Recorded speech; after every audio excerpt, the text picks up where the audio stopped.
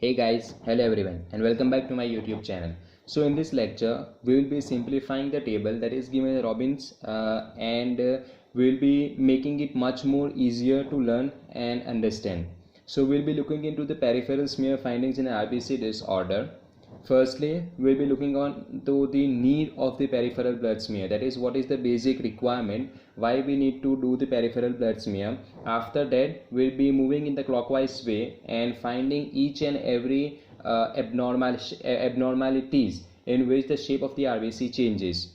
So let's first start with it.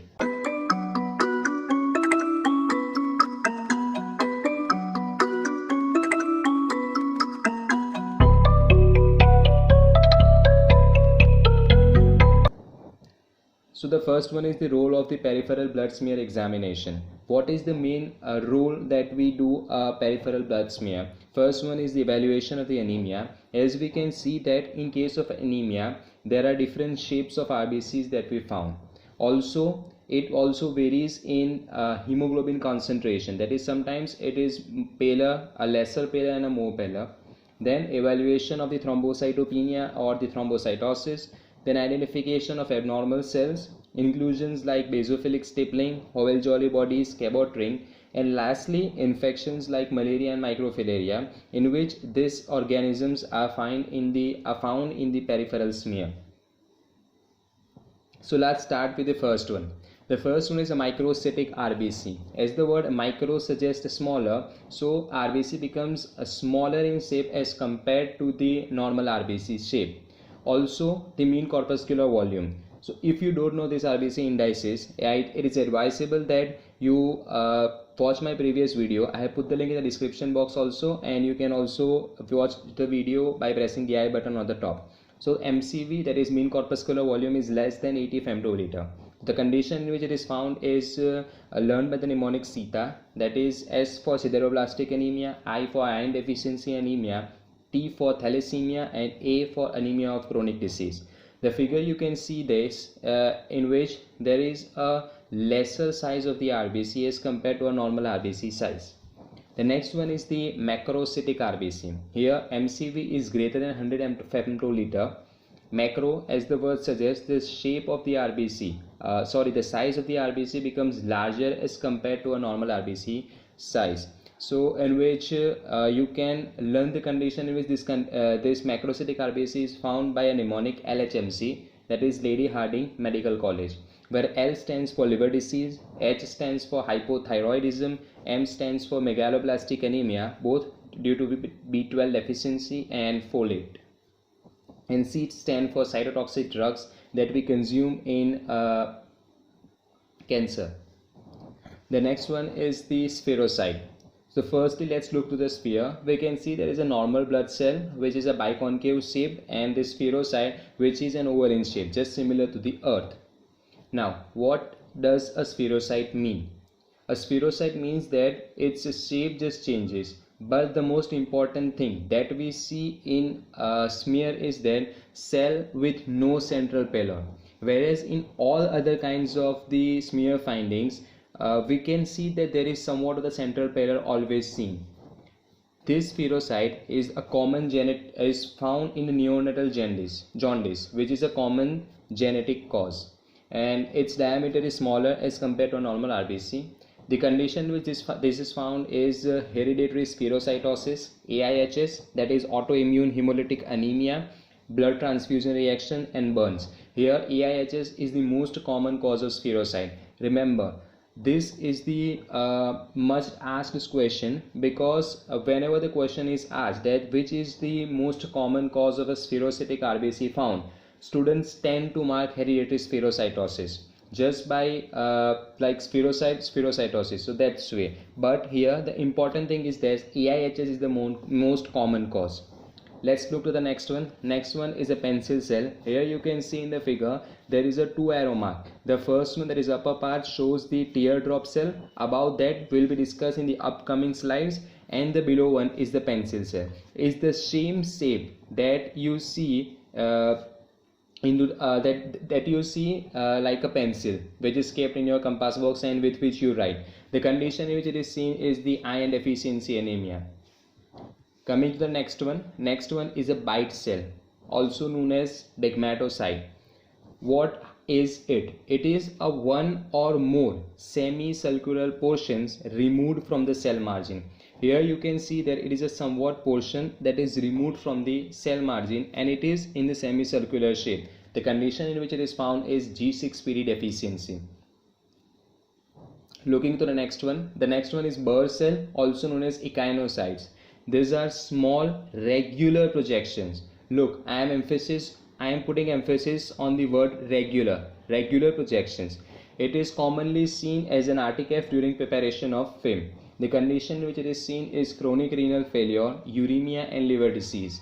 Moving to the next one is Burr cell or acanthocyte. It is a sharp irregular projection. Got it? Why I emphasize on this one, that is Burr cell is a small regular projection and acanthocyte is sharp irregular projection.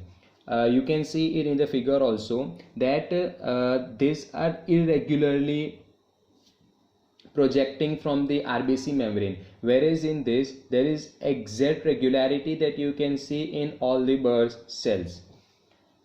Now there are thorny projections of the RBC membrane as we have discussed. The condition in which this is found is beta lipoproteinemia. Looking to the next one is schizocyte or a helmet cell or a fragmented red cell. All these three means the same. If you see schizocyte, that means a helmet cell and that also means fragmented red cell. These are smaller than normal red cell and of varying shape. Sorry, I have written the red twice. This is the hallmark in diagnosis of hemolytic anemia. Remember, which is the hallmark in diagnosis of hemolytic anemia? Schizocyte. Once you see schizocyte, you are for sure that it is a case of a hemolytic anemia. The condition in which it is seen is MAHA, which is microangiopathic hemolytic anemia, under which HUS, TTP and DIC comes, and prostatic cardiac valve disease. So put down the abbreviation, that is HUS, TTP and DIC's full form, into the comment section. This is a short homework for you. Moving to the next one is the sickle cell, which is a most common one that is present in the patient with the homozygosity of sickle cell hemoglobin, HbS. It is usually absent in neonates and rare in patients with high fetal hemoglobin. Condition simple, it is seen in sickle cell anemia. You can easily identify it by seeing in the figure. Let's look to the next one. Next one is a target cell. How does a target cell look like? Target cell is a cell in which there is a centrally round stained area and a peripheral rim of cytoplasm. See, you can see that there is a central stained area, after that there is somewhat paler, and then there is a peripheral rim of cytoplasm. The condition in which it is seen is thalassemia, megaloblastic anemia and liver disease. Looking into the next one is teardrop cell or a dacrocyte. Here one side of the cell is tapered, another is blunt. Condition in which it is seen is all associated with M, that is myelofibrosis, myelophthisis, MDS, that is myelodysplastic syndrome. You can easily identify it by seeing the figure, as you can see that how does a teardrop look like. Looking to the next one is Howell-Jolly bodies.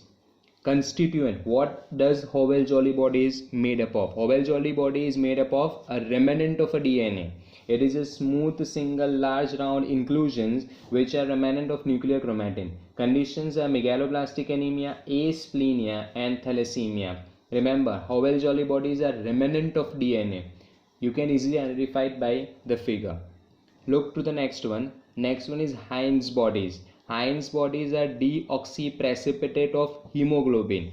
Okay, Howell-Jolly bodies are remnant of DNA. Heinz bodies are deoxyprecipitate of hemoglobin. Generally, Heinz body occur in clusters, whereas Howell-Jolly bodies occurs singly. Heinz bodies are purple, blue, large single or a simple inclusions that are attached to the inner surface of the RBC. The condition is the G6PD deficiency, that is glucose 6-phosphatase deficiency. Pappenheimer bodies. Pappenheimer bodies are small, single or multiple peripherally situated basophilic erythrocyte inclusions. So these are basophilic erythrocytes inclusions. It composed of hemosiderin and its nature can be confirmed by Pearl stain. The condition in which it is found is sideroblastic anemia. Okay, so let's just look once into these three. That is, Howell Jolly bodies are remnant of DNA. It occurs singly, that is a single inclusion of Howell Jolly bodies. Next one is the Heinz bodies. Mostly it occurs in cluster and it is deoxyprecipitates of hemoglobin. The next one is Pappenheimer bodies. Pappenheimer bodies, its nature can be confirmed by Pearl stain. It is composed of hemosiderin and it is a angular basophilic erythrocyte inclusions. The condition in which Pappenheimer bodies are seen is sideroblastic anemia. Next one is Cabot ring. This is one of the simplest, as you can easily identify this by seeing the figure. That is a figure of 8 configuration. This one is composed of microtubules. These are reddish or reddish purple with right stain and have no internal structure. Condition is megaloblastic anemia due to B12 deficiency. It is not seen in megaloblastic anemia due to folate deficiency. So once again, Howell Jolly bodies are remnant of DNA. Heinz body are deoxyprecipitate of hemoglobin. Pappenheimer bodies are, what are Pappenheimer bodies? Pappenheimer bodies are basophilic erythrocyte granules and Cabot ring is composed of microtubules. Let's look into the next one. Next one is Rayleigh formation. It is the stack pile arrangement of RBC like bricks. Condition which is seen is multiple myeloma.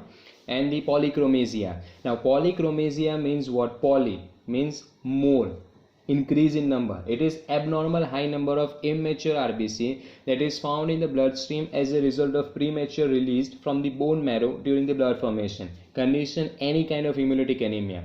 Now the figure, first one, on the left side you can see that in this smear there is a large number of RBC. These are also smaller in shape and it is much more in number as compared to a normal. So these are polychromatic RBC. It is seen as a result of premature release from the bone marrow during the formation of the blood. Looking to the next one. Next one is basophilic stippling. It is seen in sideroblastic anemia and also in lead poisoning and thalassemia. Stomatocyte, in which the red cells with the central biconcave areas appear slit like in a dried film. It is seen in hereditary spherocytosis, both of which you can see easily in the figure below down. So guys, this was the lecture about peripheral smear findings in RBC disorder. Hope you have understood the lecture, and I am tried to simplify the entire chart that is given in the Robbins. So now this is a small trivia for you. These are the 3 cells that I have marked with the red circle, and you have to give these answers in the comment sections. Alright, so guys, you can also follow me on Instagram.